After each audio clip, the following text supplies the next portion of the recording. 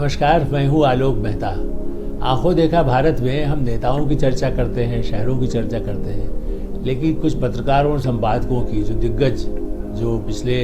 हम कह रहे हैं ना कि 75 वर्ष के पहले जो 50 वर्ष में जो बदलाव आया, चूँकि उसके पहले तो बिल्कुल स्वतंत्रता सेनानियों का एक युग था जो 70 तक चलता रहा, लेकिन उसके बाद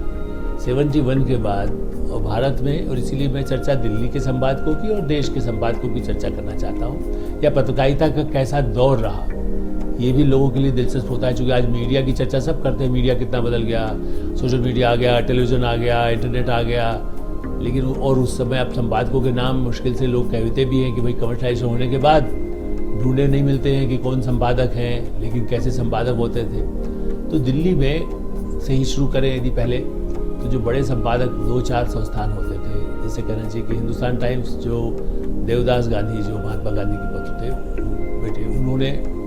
पहले से वैसे अखबार निकल रहा था, लेकिन उनको जिम्मे आज़ादी के बाद उनको जिम्मे बनाया गया।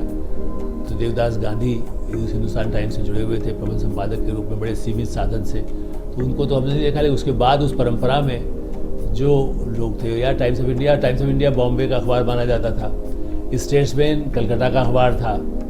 इंडियन एक्सप्रेस भी देखा जाए तो चेन्नई में रामनाथ गोयनका का भी मुख्य स्थान उनका, वैसे वो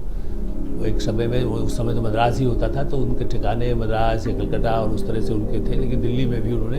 इंडियन एक्सप्रेस किया। तो केवल 3-4 अखबारों के एक संस्थान रहे,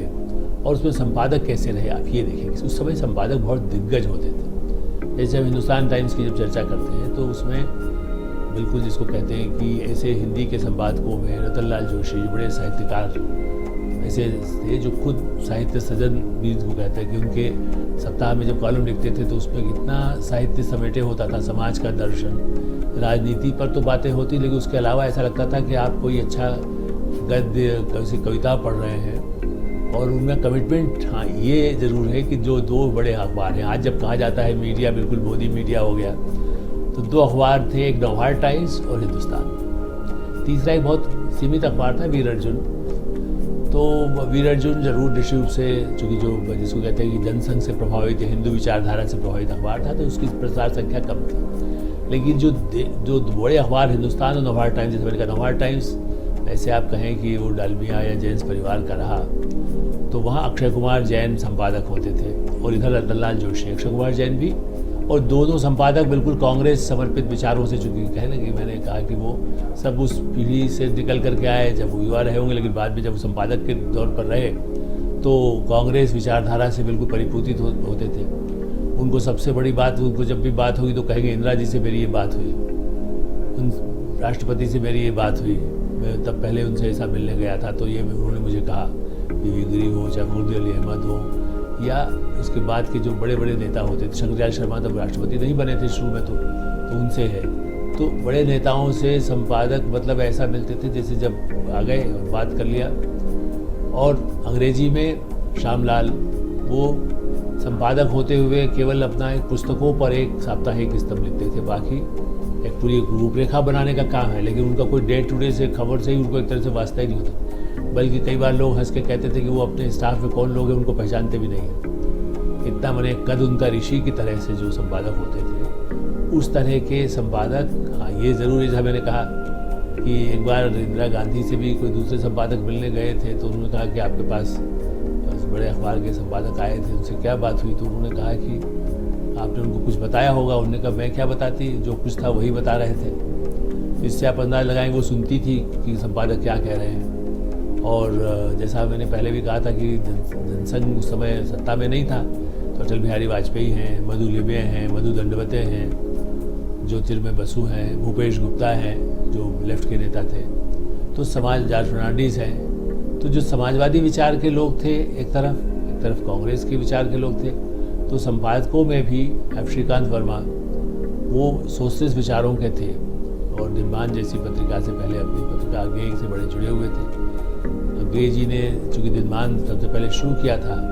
और बाद में फिर नवभारत टाइम्स के भी संपादक बने, तो वो भी एक बहुत ही गंभीर, सबसे देश के सर्वश्रेष्ठ बने, और प्रेमचंद के बाद उनको सबसे बड़ा साहित्यकार माना जाता था। लेकिन भारत में साप्ताहिक पत्रिका हिंदी में, जिसमें विदेशी मामलों पर भी खूब छपे, और मनोज श्याम जोशी जैसे अपने सहयोगी संपादक उन्होंने रखे, तो बाद में मनोहर श्याम जोशी भी, जिनके साथ हमें काम करने का अवसर मिला, वो भी साप्ताहिक हिंदुस्तान के संपादक बन गए। तो सब जो साहित्य से जुड़े हुए, फिल्म क्षेत्र से, वो फिल्म डिवीजन में भी काम कर चुके थे मनोहर श्याम जोशी, खुद कहानीकार और उपन्यासकार तो थे ही, लेकिन ये है कि बाद में वो लिखना, उस समय ये सब नहीं लिख पाते थे जब वो पत्रकारिता में आ गए। और उनका कद भी ऐसा था, मैंने देखा है कि मनोहर श्याम जोशी को बड़े बड़े नेता पैर छूते थे उनके, जब कहीं जा रहे हैं मिलने के लिए तो उनके पैर ही छू रहे, संपादक का पैर छुआ जा रहा है। वो नहीं है कि पत्रकार किसी का पैर छूते थे, संपादकों के पैर नेता भी छूते थे, बल्कि मालिक भी। सबसे बड़ी बात यह है कि जो बड़े संस्थानों के मालिक थे वो भी संपादकों को प्रणाम करते थे और उनके कक्ष में जाने के लिए, आज भी वैसे कई ऐसे मॉडर्न हैं, मैं कहूँगा ज़रूर, ऐसा नहीं है कि आज ऐसे मॉडर्न लोग नहीं है जो संपादक या पत्रकारों की प्रतिष्ठा नहीं करते। कम से कम आज हम जिस संस्थान में बैठे बात कर रहे हैं, आज भी यहाँ के जो MD हैं, मैनेजिंग डायरेक्टर हैं कार्तिकेय शर्मा, वो भी उसी परंपरा के हैं जो शंकरदयाल शर्मा के, तो वो संपादकों की प्रतिष्ठा करते हैं कि हम उनसे बात करना है तो अच्छा उनके कक्ष में, ये नहीं कहते कि अच्छा बुला लिया जाए। तो बदलाव आया, लेकिन उस समय के ऐसे संपादक, राजेंद्र माथुर जब आए, पहले राजेंद्र माथुर भारतीय पत्रकारिता की दृष्टि से वो पहले इंदौर में थे, कि इंदौर में रह करके दिल्ली में भी उनकी छाप बनी, प्रेस आयोग में। ऐसा नहीं है कि उस काल में प्रदेशों में आप काम कर रहे हैं, सबसे अच्छा अखबार यदि हिंदी का निकल रहा है और बहुत अच्छा लिख रहे हैं, चंद्रमा पर उन्होंने बहुत अच्छा छापा, जो दिल्ली के अखबार नहीं छाप सके हिंदी के। और हिंदी के अखबार क्या, आप देखिए ना, चाहे वो टाइम्स ऑफ इंडिया का संस्थान हो, हिंदुस्तान टाइम्स का, मतलब हाथ छपने के बाद जब पहुंचता था पाठक के पास, और जबकि देश भर में भी डाक वाग से भी जाया करता था, मतलब रेल के जरिए, बसों के जरिए, तब और कोई साधन तो थे ही नहीं। हवाई जहाज़ की भी बाद में सेवा शुरू हुई कि हवाई जहाज़ से वो जल्दी पहुँचे, अन्यथा वो अखबार जाते थे तो हाथ बिल्कुल काले हो जाए, कंपोज किया जाता था अखबारों में। तो कई बार संपादक हमारे जैसे मनोहर श्याम जोशी हैं या जो बड़े साहित्यकार ऐसे संपादक होते थे, तो यदि लिखा है उन्होंने, तो जो कंपोजिटर है, जो बहुत ही कम पढ़ा लिखा होता था, लेकिन वो अक्षर जिसको कहते हैं जमाता, उसको बकायदा मेटल पर उस समय छपाई के लिए सुविधा होती, और उसके लिए प्रूफ पढ़ा था, चूँकि कुछ छपा कुछ गलत यदि अक्षर हो गया तो उसको प्रूफ पढ़ा जाएगा। जब प्रूफ पढ़ना है तो वो आकर के चिल्लाता था, अरे क्या जोशी जी, आपको कुछ पता है कि नहीं, आपको कुछ आता नहीं है। ये भी एक अलग तरह की स्वतंत्रता थी। वो आकर संपादकों को जाकर हड़का देगा, कहेगा देखिए आपने ये जो लिखा, ये ठीक से इसको जो है वो नहीं हो रहा है, इसको फिर से इसको जरा देख लीजिए, कुछ गलत छप गया, प्रूफ रीडिंग कुछ हुआ, लेकिन वो या उसके नखरे होते थे, अच्छा इसको जरा चाय वाय पिला दीजिए तो वो काम करेगा। तो एक अधिकार मजदूर और संपादक में और प्रबंधकों में भी एक तरह से ऐसा नहीं होता था कि बहुत ही हायरार्की हो। तो जैसा मैंने कहा, राजेंद्र माथुर, वो चाहे जब वहाँ भी सबसे बड़े संपादक थे मध्य प्रदेश में, तो उनको यदि बुलाया जाए तो बस से, किसी ने बुलाया है कार्यक्रम में तो बस से ही पहुँच जाएंगे, दौड़ रहे हैं बस जाते समय, वापसी में बस से दिल्ली आ गए तो कई बार एक आध एम्बेसडर गाड़ी उनको सरकार, उन्हें संस्थान ने दी थी, टाइम्स ऑफ इंडिया ने, अखबार टाइम्स के संपादक थे,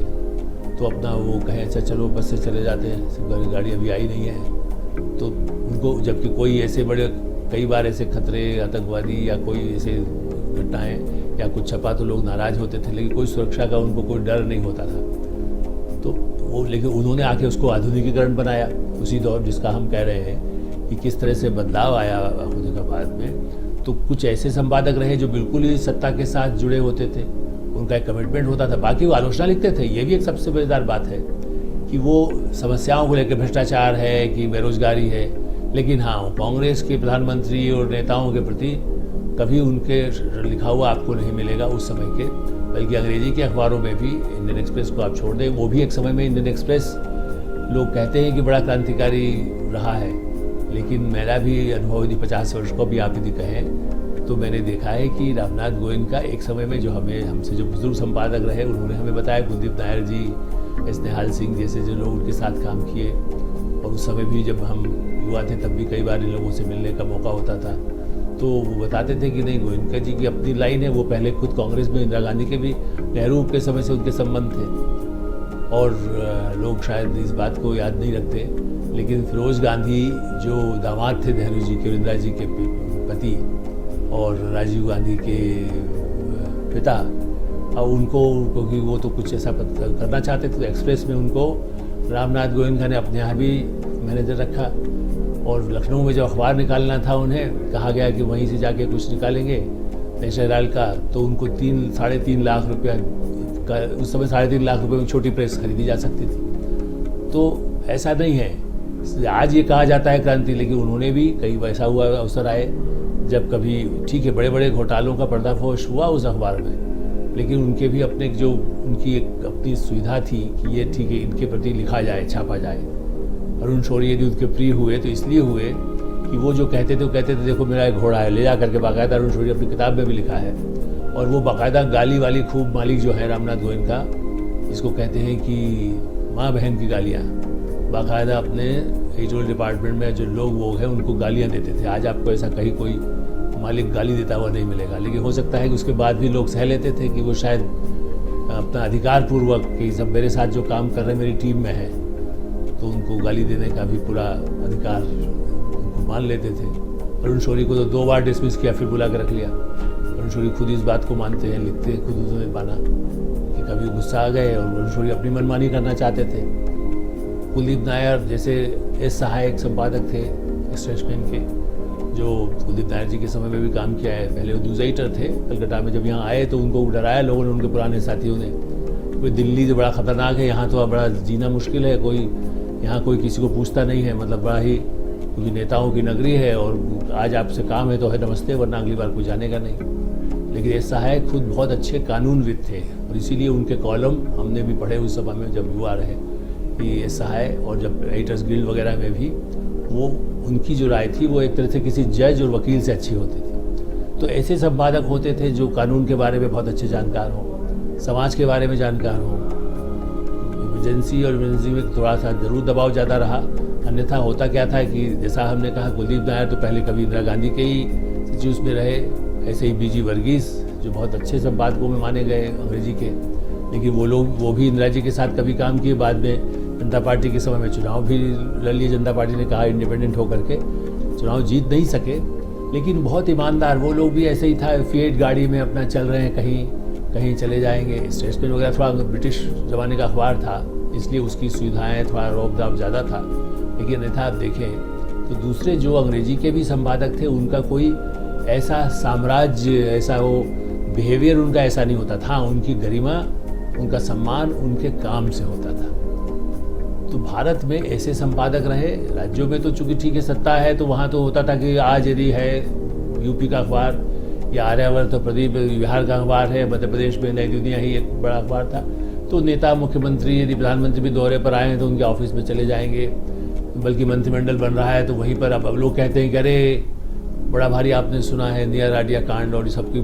राय ली जाती है।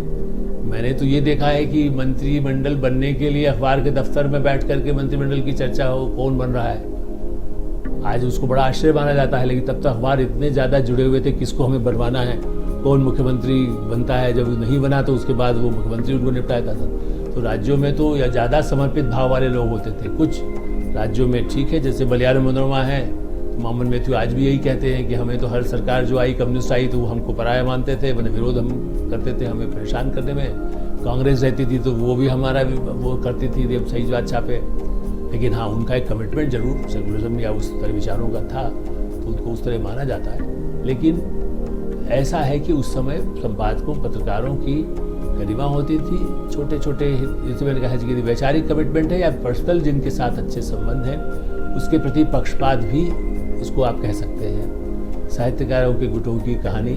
अगली बार हम कुछ आपको सुनाएंगे। आंखों देखा भारत में हम यही विराम देते हैं। अगली बार फिर आपसे बात होगी। इंडिया न्यूज़ के इस कार्यक्रम में आपको कैसा लगता है आप हमेशा बताते रहिए। धन्यवाद, नमस्कार।